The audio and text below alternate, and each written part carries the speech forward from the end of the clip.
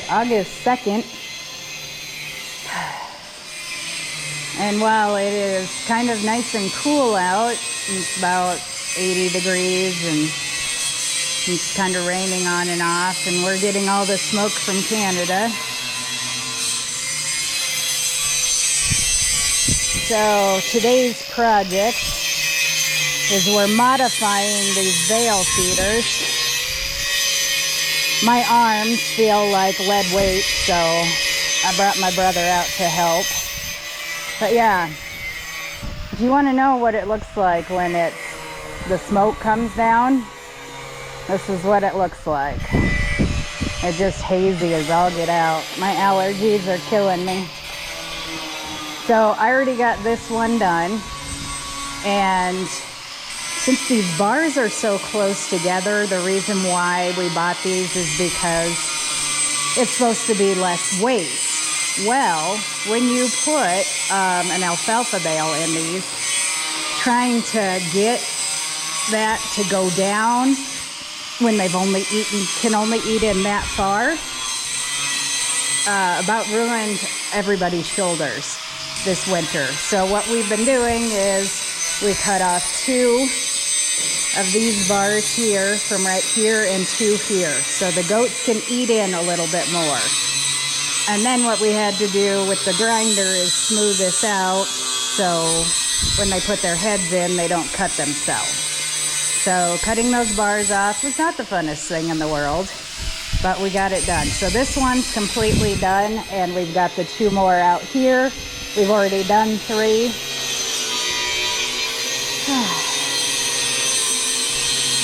Yeah.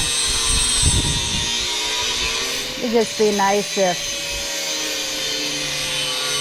we could get some decent weather here, though, this summer.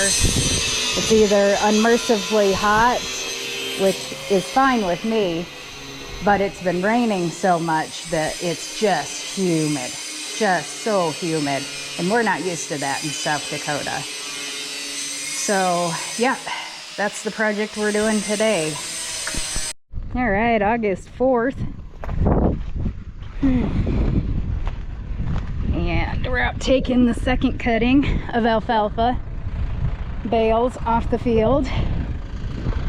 And off of this, for our second cutting, we have 105 bales out here.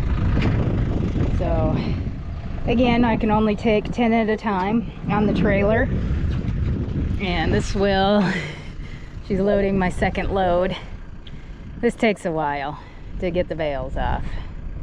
So, and of course, we have to stop every time to open and shut some gates because we have goats in a pasture that we're driving through, which normally, well, the last time we moved bales we didn't have, so we could just truck on through. So, taking a little bit of time. Oh, that cloud cover feels nice. I think it's about 85 degrees out today, and the humidity is down, so that's always a good thing.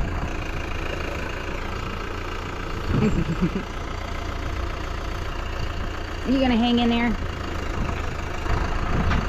So it's always fun when you're driving this out on the road and you see a bale that, yeah, it should cling onto there. These are heavy because we put this stuff up really good, I feel. It was during the time of a lot of humidity and we were getting a lot of rain, like every other day rain, which we kind of still have been. I think now it's been like 2 days, 3 days since it's rained. We have a chance of rain tonight, but so this stuff is a little heavier because it's a little wetter, I guess, and we inoculated it, and so hopefully it'll do good. We have bales that are sitting out there that were a second cutting from 2 years ago, and that was before we started using the inoculant, and we put those up just a little wet because of the rain, and we didn't want to lose a whole bunch of the leaves. and they're all full of mold. So, well, not like totally moldy, but just to where you take them into the pen and, you know, you start taking the layers off and there's a little bit of mold here, and so you scrape that off. Oh, and then there's some mold here, and you just end up basically taking apart the whole bale trying to find parts that don't have mold in them. And again, mold is really bad for any livestock.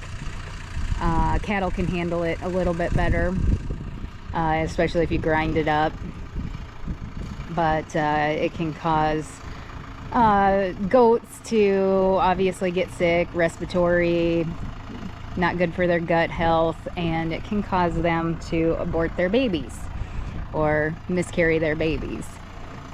So that's why we decided to start using the inoculant, and it's saved us a lot of feed, and it preserves it nice and green too. It's so nice in the middle of the winter to grab a alfalfa bale and put it in the barn, and then you go and start unwrapping it, and it's nice and green, and it's kind of like a little bit of summer in the middle of winter. So we're not the only ones out moving bales off of the fields. I see our neighbors are doing the same thing. So everybody just kind of had to wait for it to dry up a little bit, because you don't want to drive out in your fields when it's muddy, because then you rut it up and you tear up all of this nice stuff that you've worked so hard to cultivate and to get to grow. So yeah, it's been a rainy year for us on our little portion of the world. Now, been talking to some other farmers, and probably 30 miles east of here, shoot, not even 10 miles east of here, they haven't been hardly getting any rain. So yeah, there's never a perfect amount. But it feels like we've gotten more than our fair share of rain these last about 10 years. Yeah. So, and you never know how that's going to affect your winter and things like that. So usually if you get a lot of rain during the summer, you're going to get a lot of snow. Well, we did get a lot of rain last summer, but it completely shut off August 1st, and we didn't get hardly any snow this year. So of course everybody was drought. Nope. Yeah. So you can never figure out what Mother Nature is going to do, and we just have been lucky that we haven't been hit with any of the really big storms that have been coming through. Of course, this is the time of the year where, it's really hot out, and if storms come through, they're usually pretty bad, like hail, tornadoes, really bad straight line winds. An acquaintance of ours that also raises goats about 40 miles away from here, it's kind of like a really severe windstorm, and they were clocking like 90-mile-an-hour winds, and flattened all of his crops, ruined, I think, one of his barns, and I don't think any livestock was killed, but it's heartbreaking when that does happen, and it just takes one storm, and there's nothing you can do about it. You can be weather aware all you want, there is nothing you can do once that weather is heading your way. Protect yourself, try and protect your livestock. It's always a worry for us because, when the weather is bad, it's raining and stuff, our goats all go into a barn. And if the wind would take down that barn, it would take all the goats that are inside the barn. So I don't think it would take the whole barn down. I think what it would do to that hoop barn is it would take the cover off of it, and maybe some of the struts on the inside may fall in. But yeah, the rest of our barns are kind of down in a little valley, which is good for when there's storms, bad for when it's hot weather and you can't catch a breeze down in the little valley. But yeah, so every time there's a storm warning, a lot of prayers go up that it doesn't hit us and that it doesn't hit anybody. But yeah, it's been a really strong storm season here in South Dakota. So yeah, you know, you see us out here doing all of this work, and I do get a lot of people that say, wow, I wish I could do that. There's a lot that goes into this. A lot that's in your control and a lot that's out of your control. So farming's not for the faint of heart. And like I said, it just takes one storm to knock out your crops for the year, and you hope that you put insurance on them. The insurance is getting so expensive. And sometimes there's disaster relief from the government, sometimes there's not. If there is disaster relief, usually it takes 2 to 3 years for that disaster relief to come. So that's why you see a lot of small farmers, they get hit pretty hard and that's their main source of income. Sometimes they can't bounce back from it. You're right, we almost got everything loaded up, and I'll take it down to the hay yard, unload it with the skid steer. Getting a little handier with that, I am. And when we made these bales, I was actually the one that was running the baler for most of this. I had work one day, the very last day that we had before a rain came in, and so my sister, I had taught her how to use the baler, and she came in and got the far corner baled up, and as soon as she dropped that last bale off, the rain came. So yep, we've been putting this hay up, or this alfalfa up, by the skin of our teeth. So it's precious stuff. So it's always nice getting that. Oh, look at that, man, that's pretty. Whew, it smells good too. So yeah, I'm almost loaded, so time to head out. All right, August 6th, and we decided that since the does are due any time now, we better set up their kidding pens. So we call these kidding jugs, you'll hear me say that, and they're 4x5. And then we set them up inside a pen, so after they've had their babies, we put them in a jug, and then after they've been with their babies for a couple of days, then we put them all together and group them.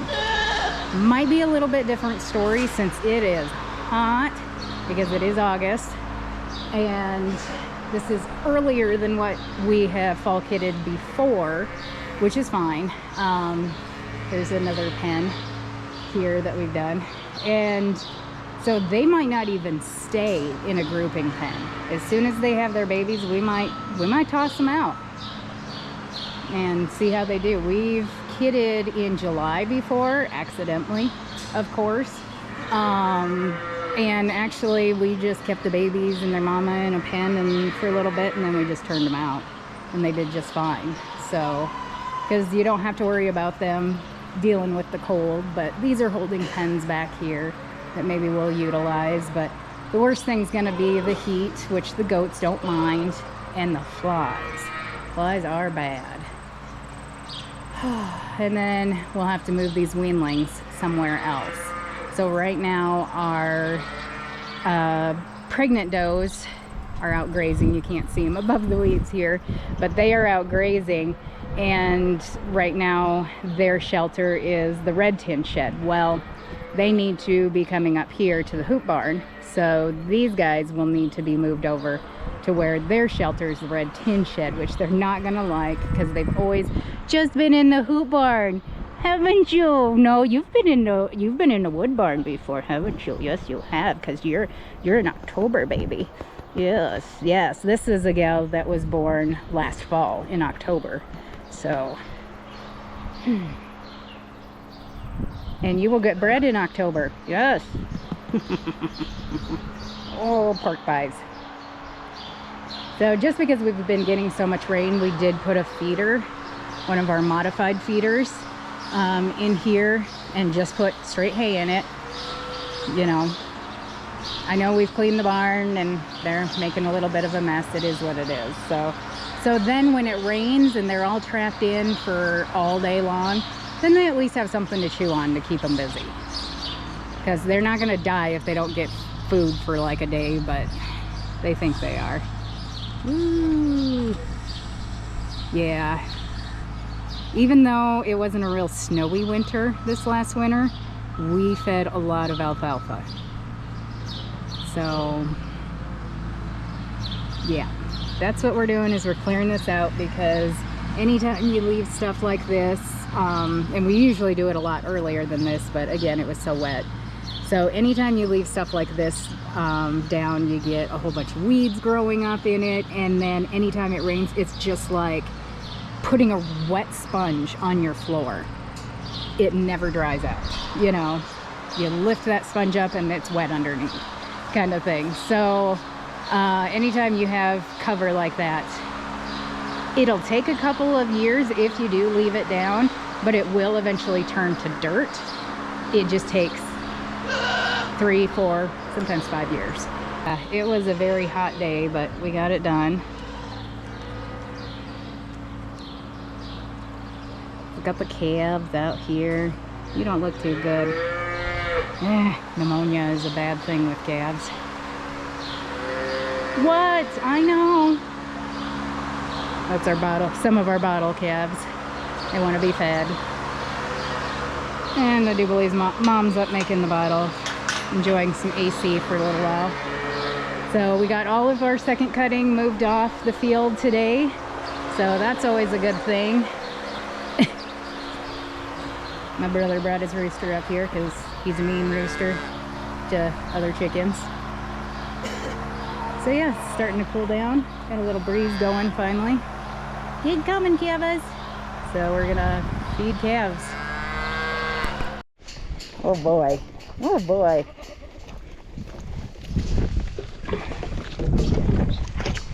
There you go, calves. Get up to them, and they're big. Yes, they are. I'm sorry. I'm sorry, little Maynard. Don't have an extra hand for you. Whoop, whoop. Jeez, these guys have gotten big. Oh, 270. Still needs to be fed. Okay.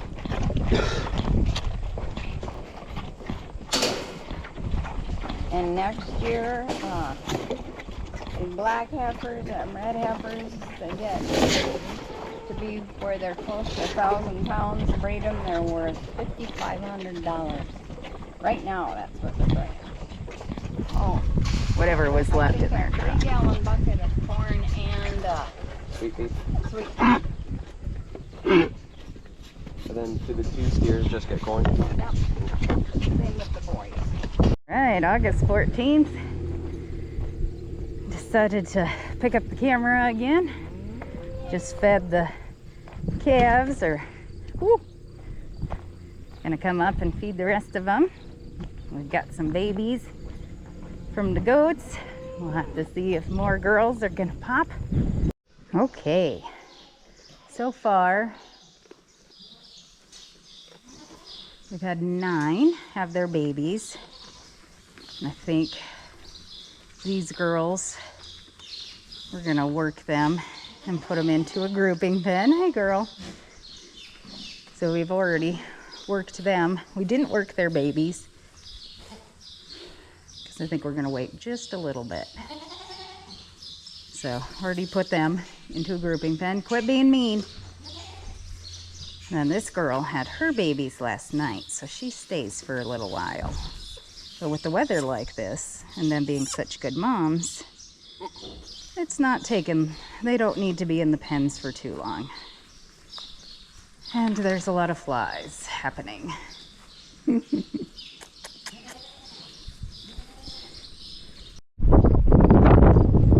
You're right, so these are the ladies that are gonna be kidding. Most of them anyway. We sorted off the open ones, most of them, the majority of them. What, Lacey? Oh, I know. It's nice to have the wind blowing though, because the flies are bad. It's just this time of the year.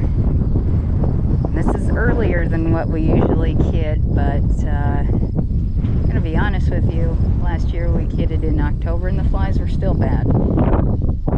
So just wanted the kids to be a bit bigger before it gets really cold. So decided to kid earlier, and we got a better breeding rate turning the bucks out when we did, because they just breed about that time of the year. And then boars, they say they're not seasonal, they kind of are, but we have a lot of crossbreeding into our herds. So, and we were just discussing that, hey girl, are you gonna be dropping your babies today? Go up into the barn and yell.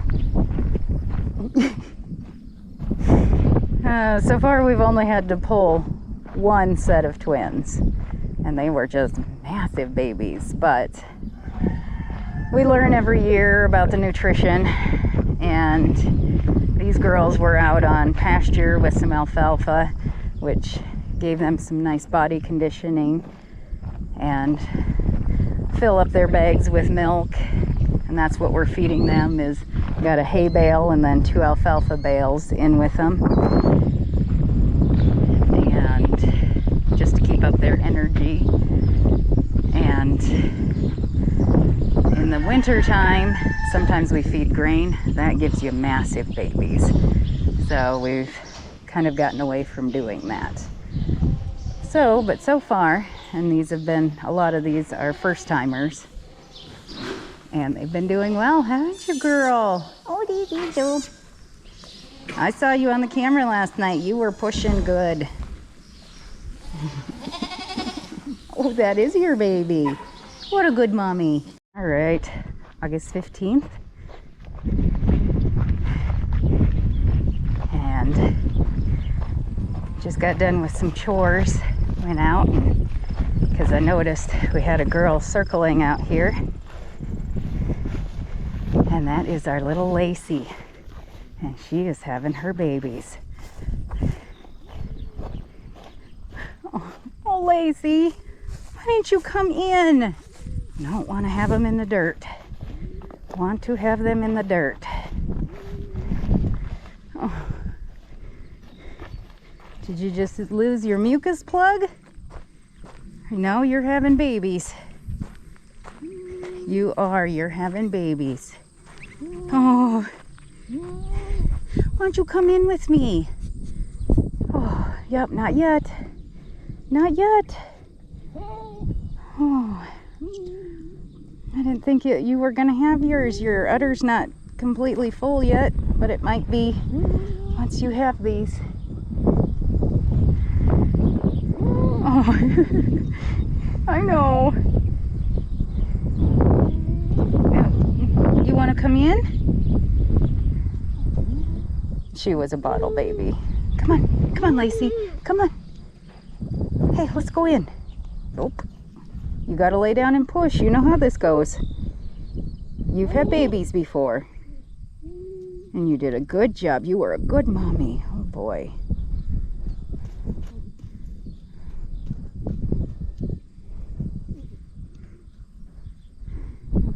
Yep, push, push. You gotta dilate first though, girl. Yep, good girl. I know. I know. I know, Lace. Yep, gotta get them babies up there.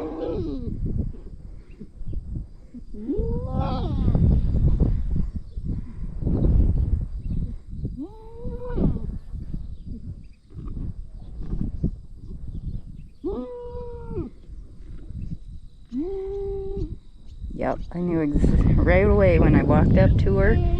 She was circling and making a bed, and she was grinding her teeth.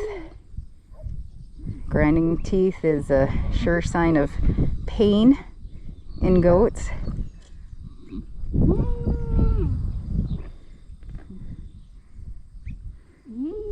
So I knew, oh boy, and here comes all the kids in for a drink of water. I wish you wouldn't have them in the dirt, Lace, but it is what it is. I'm not gonna move you.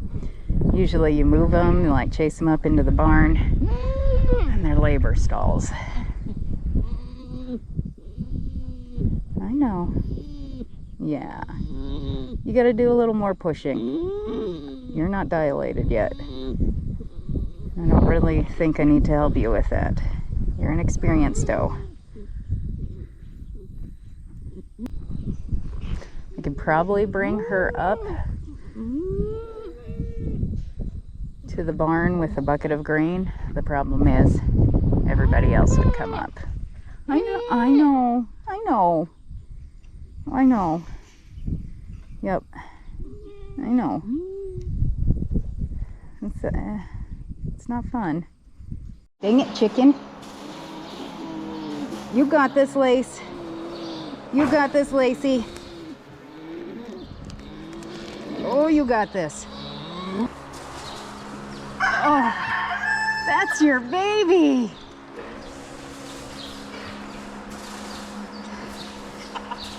Sack would not have broken. Oh, good thing. She waited. I didn't think she's gonna have it today. Her udder's not super full like it usually is, but it's full enough. It'll fill it. Yep. Oh, she was all the way down at the other end, wanting to labor there, and I finally had to drag her a little bit into here because she didn't want to come in here.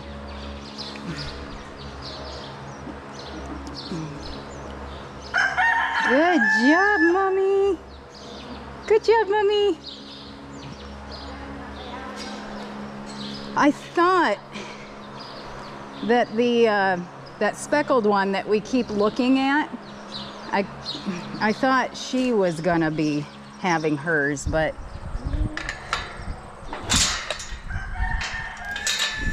there. Lacey won't run now that she's had her babies. I'll let you watch for the other one. Okay. Yeah, the speckled one, she's all the way down there. Here comes the other one. That one is either perfect presentation or it's upside down. Lacey, it's upside down. It's upside down. Okay.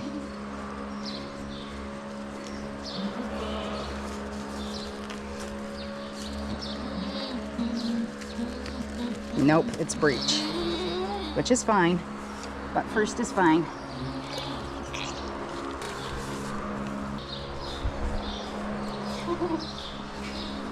Do I need the rebreather?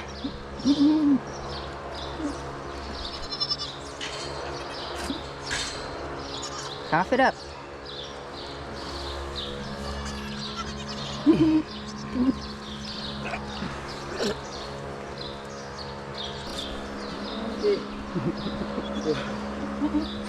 Oh. Came breech. I guess he's doing okay. I was gonna suck it out, but since I was right here and I just pulled him out, I think he might be okay. Good job, Mom. Okay, Lacey had her babies. And now this gal, which had been laboring when Lacey was, had her babies. Or just one so far. Maybe she'll... Yes, they are. Itchy. So naughty. Yeah, those calves hit that pasture and oh, they liked it.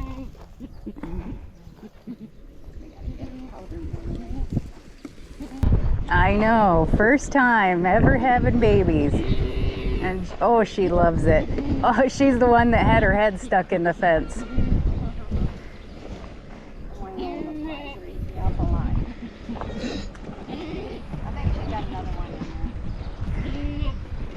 I'm gonna say probably. Oh, she doesn't have hardly anything for an udder though. Yeah.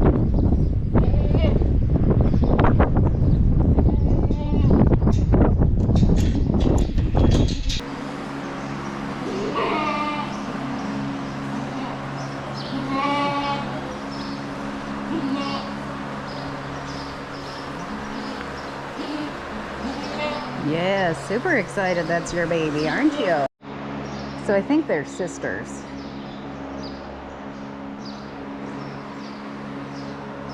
To be honest, she might have hers today. Fly situation is a bad thing, but it's nice not having to be in coveralls and the water freezing. That is a big boy. But it's a boy. Good job, Mommy. And again, these gals are first timers.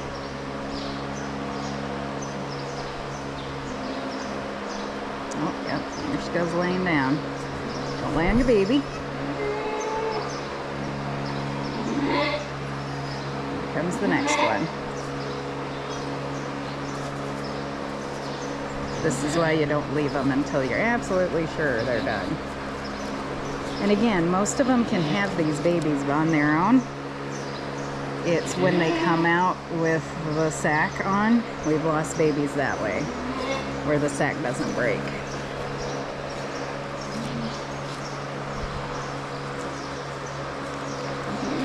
You can do it.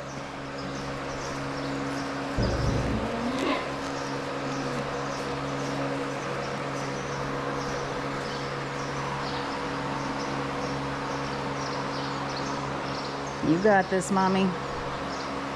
You got this, Mommy. Yeah. Good job. See how that sack's not breaking? Which it's fine when it's inside, but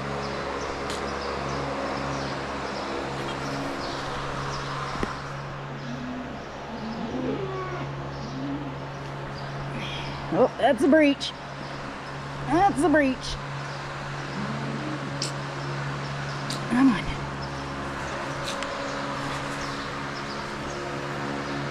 There you go.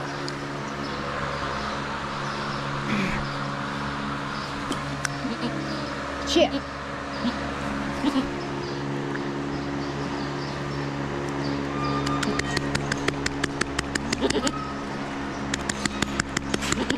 Come on, baby.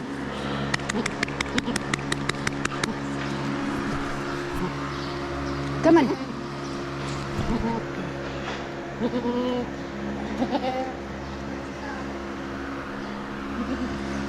I think it's stillborn actually. It wasn't even moving. It was breech. Hi, sweetheart.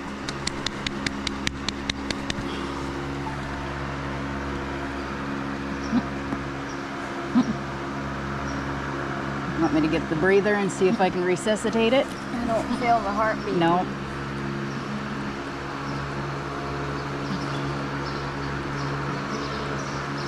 It never Nope. showed any signs of life? Nope. I just pulled it out. Nothing. I don't feel a heartbeat.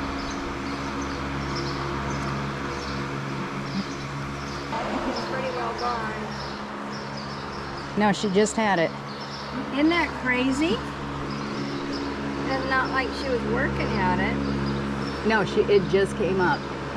It was a regular birth. I think it was already dead.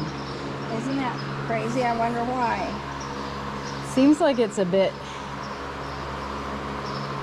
small. Well, compared to that one. Well, the legs and stuff. See how these back legs just aren't as big? I don't think there's any resurrection there. That's weird. Yeah, it wasn't moving at all when it came out. I pulled it out. And nothing. It shouldn't have died, but it shouldn't have been dead,